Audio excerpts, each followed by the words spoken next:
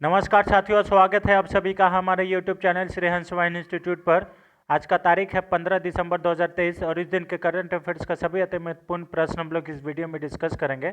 आने वाले सभी प्रतियोगी परीक्षाओं के लिए बेहद महत्वपूर्ण होगा। तो चलिए करंट अफेयर्स एक अनोखी सोच के साथ वीडियो को शुरू करते हैं। और अगर आप लोग से एक आग्रह है, वीडियो को ज़्यादा से ज़्यादा शेयर करिए फ्रेंड्स, ताकि हमारा भी मोटिवेशन बना रहे। और चैनल पे नए हैं तो चैनल को ज़रूर सब्सक्राइब कर लीजिए, ठीक है। चलिए वीडियो को शुरू करने से पहले आज का मोटिवेशन देख लेते हैं।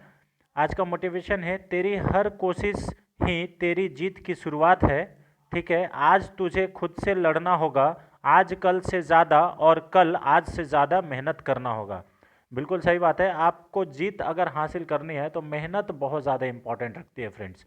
मेहनत करिए तभी आप उस मंजिल तक पहुंच सकते हैं जहां आपकी आपकी सोच है, अपना आपका सपना है, ठीक है ना। तो सपना को पूरा करने के लिए मेहनत करना ही पड़ता है।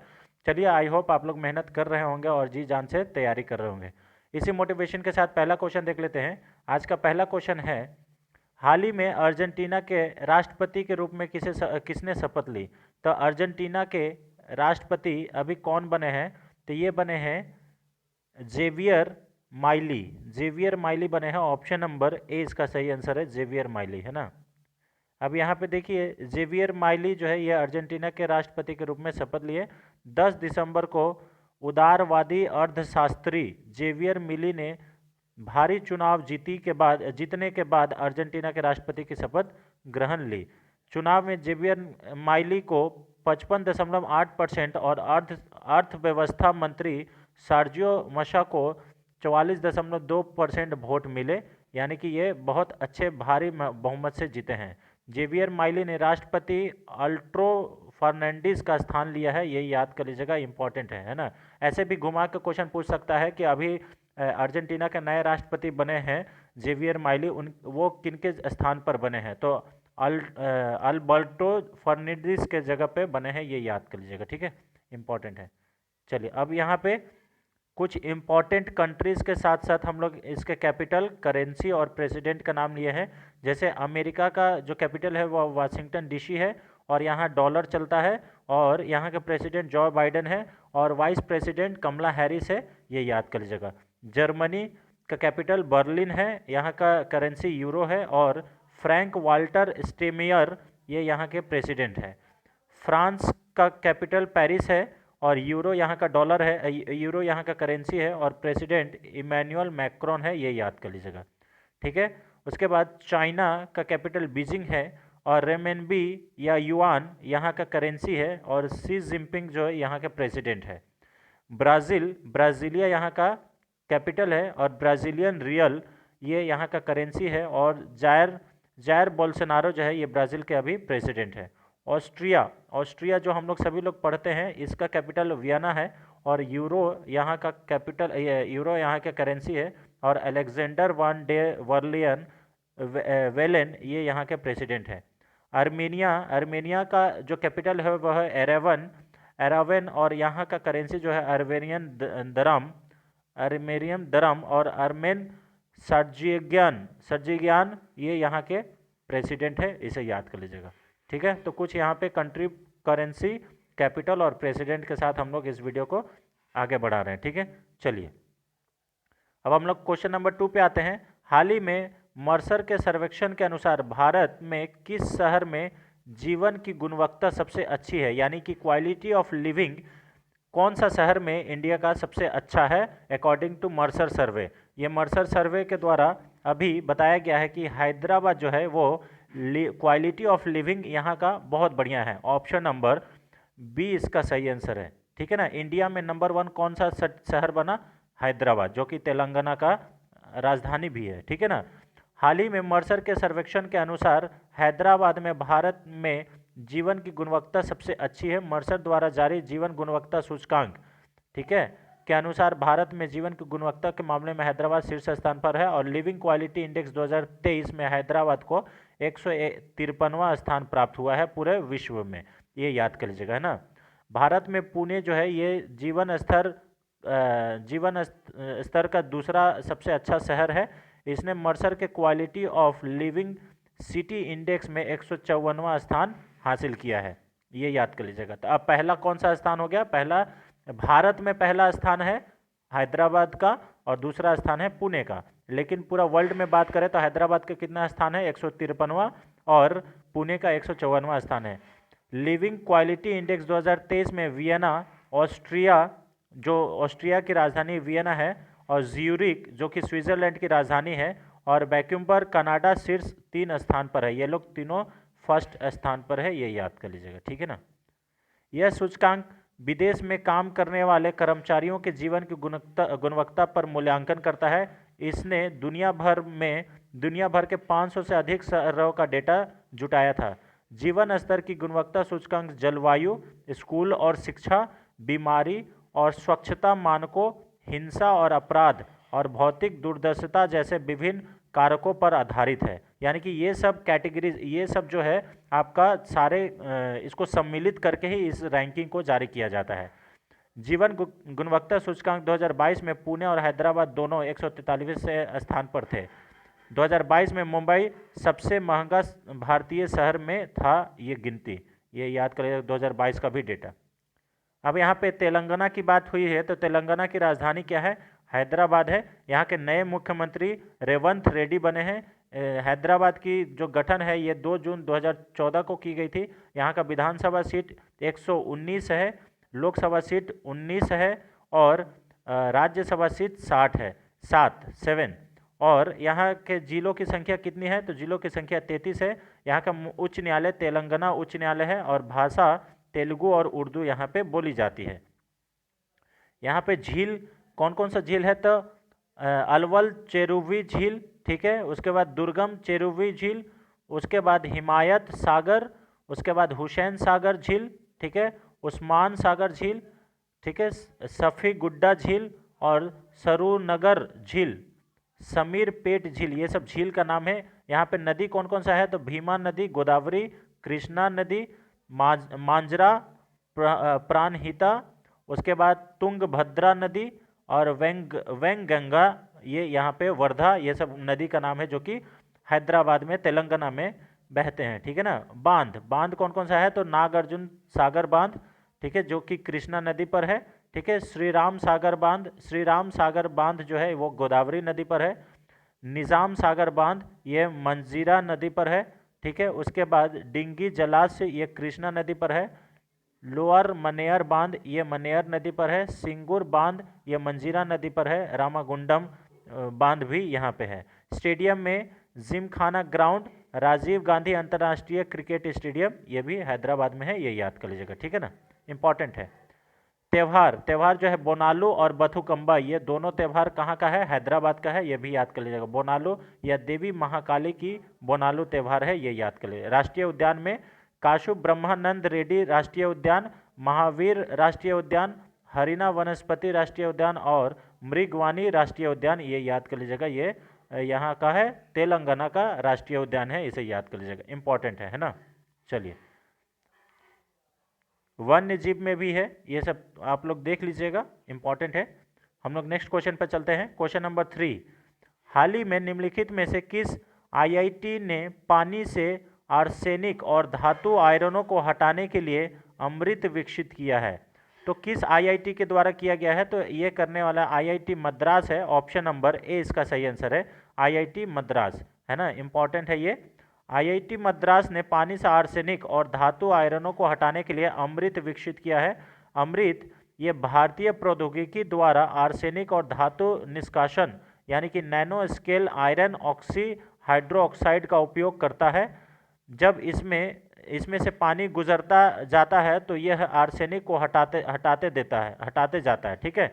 यह जल शोधक तकनीक घरेलू और सामुदायिक दोनों स्तरों के लिए विकसित की गई है, ठीक है। पेयजल एवं स्वच्छता विभाग की अस्थायी समिति द्वारा जल एवं स्वच्छता से संबंधित सर्वोत्तम प्रौद्योगिकियों की जांच के लिए इस तकनीकी की सिफारिश की गई है, ठीक है। तो आईआईटी जो मद्रास है इस तरीका का विकसित किया है, ये याद कर लीजिएगा, इंपॉर्टेंट है ना।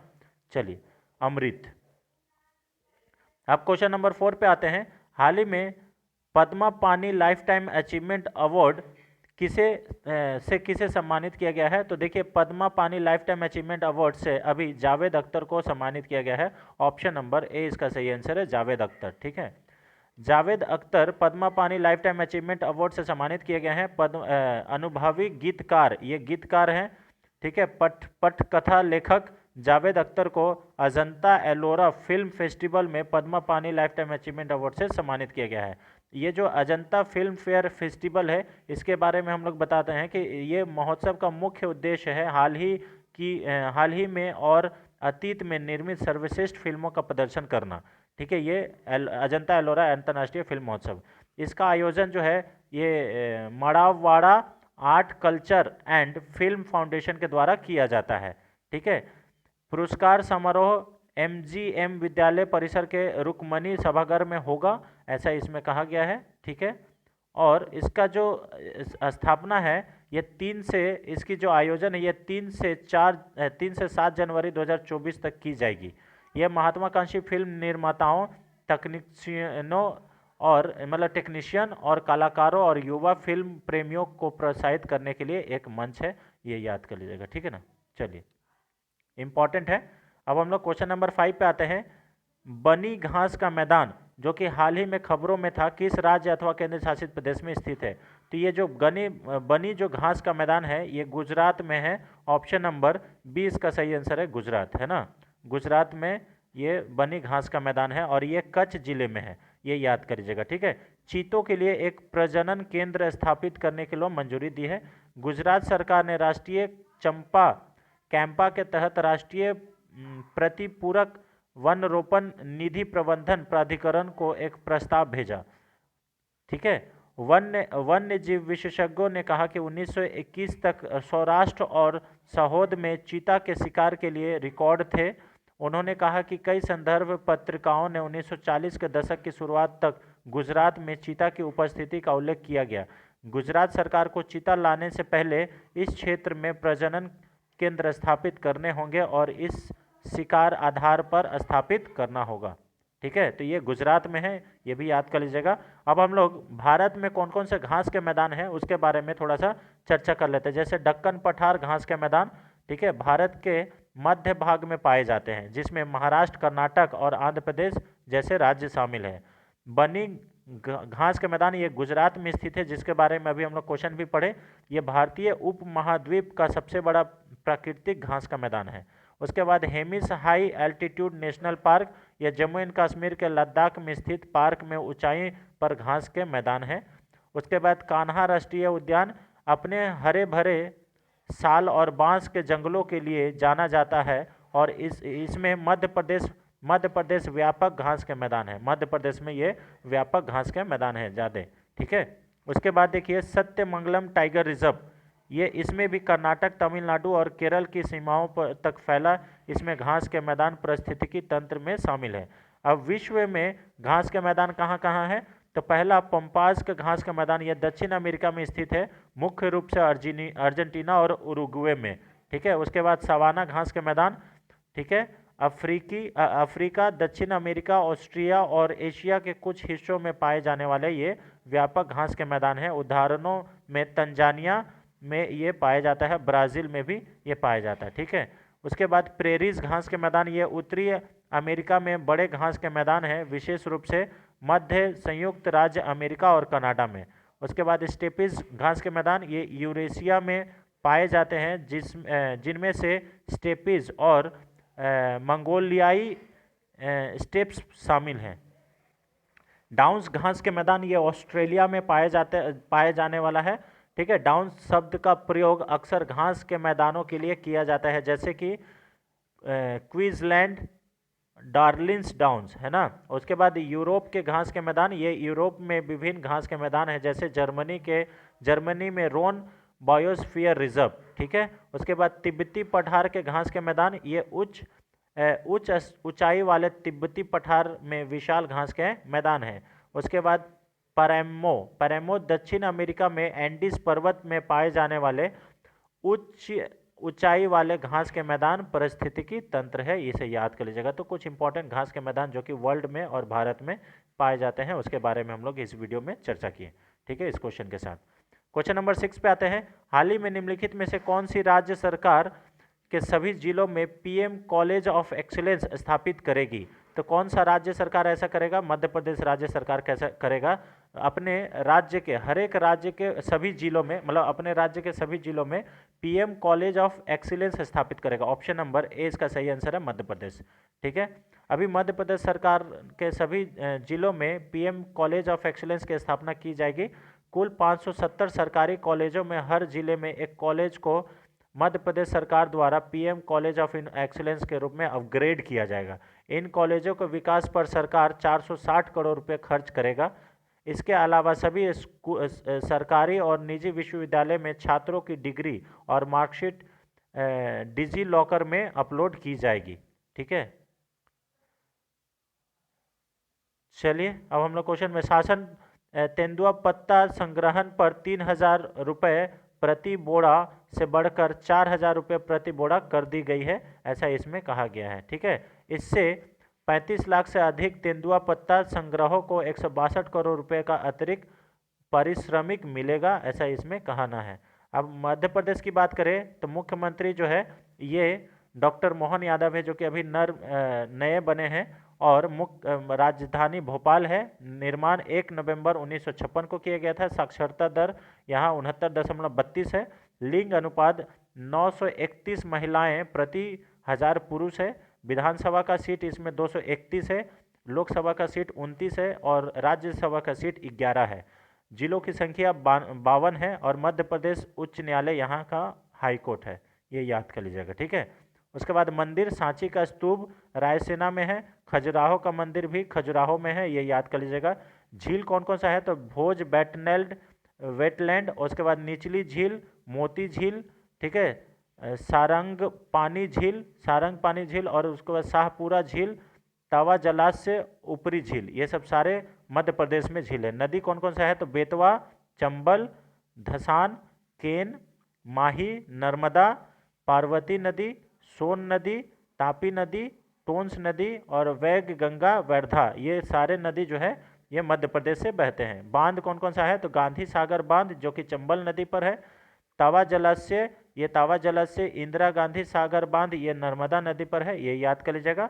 और यहाँ पे स्टेडियम कौन सा है? तो होलकर क्रिकेट स्टेडियम यहाँ मध्य प्रदेश में स्थित है। त्यौहार खजुराहो नृत्य महोत्सव और पचमढ़ी उत्सव ये सब कहाँ पे मनाया जाता है? मध्य प्रदेश में। तानसेन महोत्सव भी मध्य प्रदेश में ही मनाया जाता है, ये याद कर लीजिएगा। ठीक है, लोक नृत्य तरताली, उसके बाद जवारा, मटकी नृत्य, उसके बाद फूलपति नृत्य और डिग्री नृत्य, ग्रीडा नृत्य, माच, ये सब मध्य प्रदेश में किया जाता है। राष्ट्रीय उद्यान देखिए, राष्ट्रीय उद्यान में कान्हा नेशनल पार्क, ठीक है, माधव राष्ट्रीय उद्यान, ठीक है, उसके बाद मांडला प्लांट फॉरेंसिस राष्ट्रीय उद्यान, पाना राष्ट्रीय उद्यान, ठीक है, बांधवगढ़ राष्ट्रीय उद्यान, संजय गांधी राष्ट्रीय उद्यान, सतपुड़ा टाइगर रिजर्व, और ये सब कहाँ पे है? तो आपके मध्य प्रदेश में है, पाया जाता है, इसे याद कर लीजिएगा। ठीक है, चलिए क्वेश्चन नंबर 7 पे आते हैं।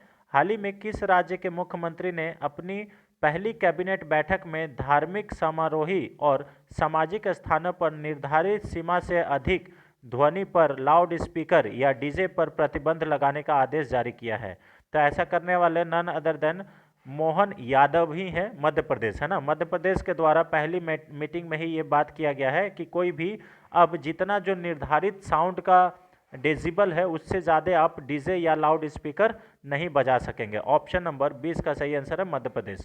ठीक है, मध्य प्रदेश सरकार ने लाउड स्पीकर और मांस की बिक्री पर रोक लगा दिया है। ना केवल लाउड स्पीकर बल्कि वहाँ पे जो मांस है उसके ऊपर बिक्री पर भी रोक लगा दिया है। ठीक है ना, ये याद कर लीजिएगा। मध्य प्रदेश के मुख्यमंत्री मोहन यादव ने अपनी पहली कैबिनेट बैठक में धार्मिक समारोह और सार्वजनिक स्थानों पर निर्धारित सीमा के अधिक ध्वनि पर लाउड स्पीकर डीजे पर प्रतिबंध लगाने का आदेश जारी किया है।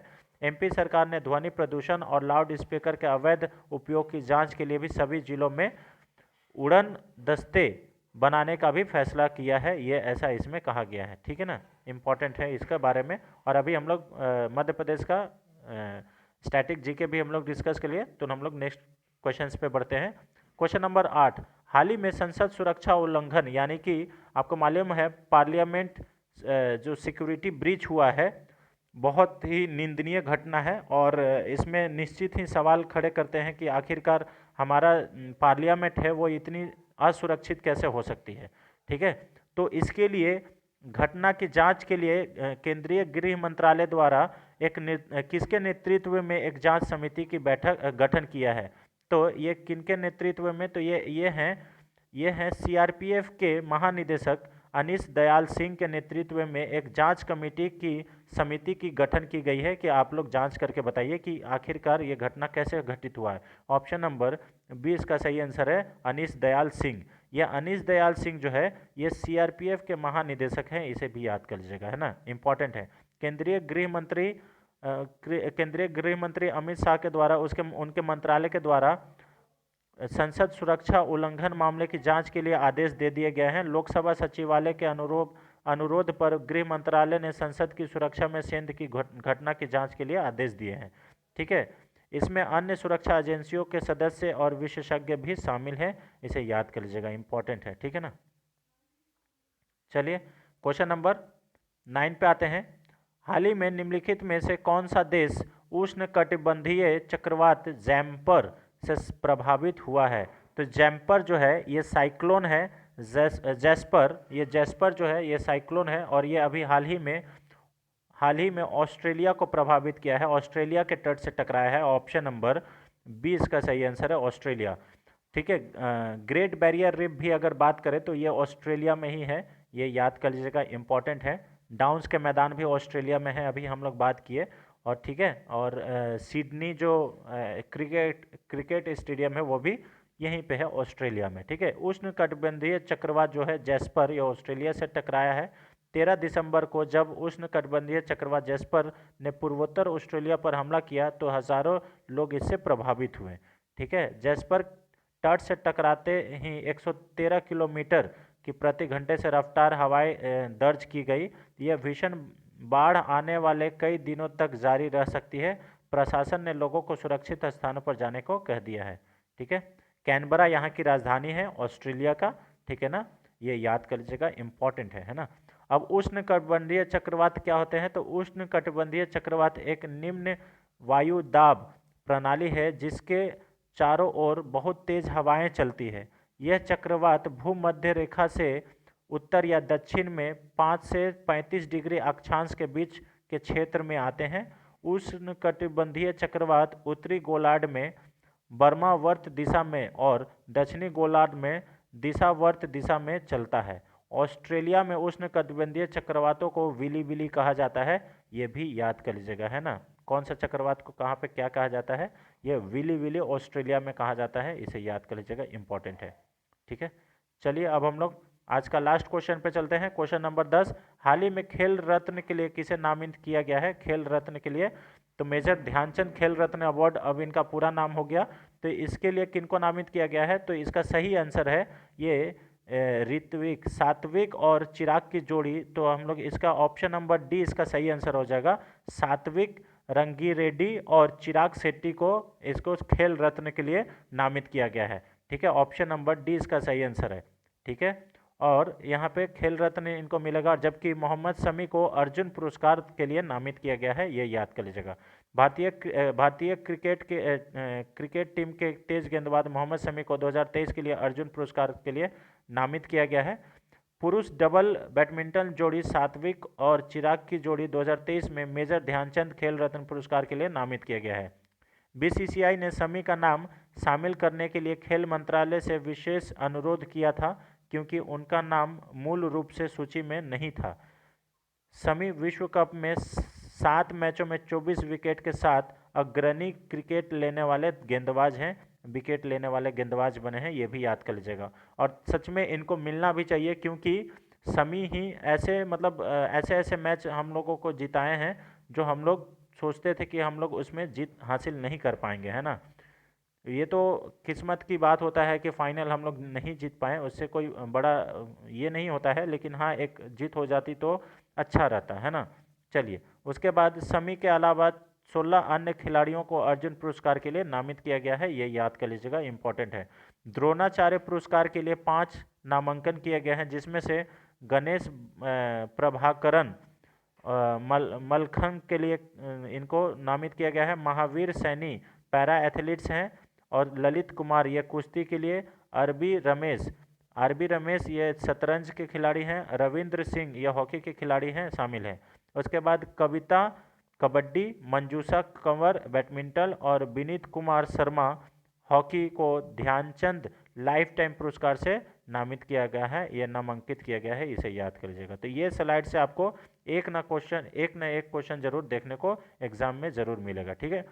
तो ये रहा फ्रेंड्स आज का 10 अति महत्वपूर्ण प्रश्न जो कि आने वाले सभी प्रतियोगी परीक्षाओं के लिए बेहद महत्वपूर्ण होगा। अगर वीडियो हमारा पसंद आता है और हमारे द्वारा दिए गया कंटेंट आपको पसंद आता है तो वीडियो को लाइक करें, वीडियो को अंत तक देखें और ज़्यादा से ज़्यादा शेयर करें। चैनल पर नए हैं तो चैनल को जरूर सब्सक्राइब कर लें, सब्सक्राइब करने का कोई भी पैसा नहीं लगता है। Thanks for watching friends, thank you so much. मिलते हैं नेक्स्ट वीडियो में, तब तक के लिए जय Hind, thank you so much.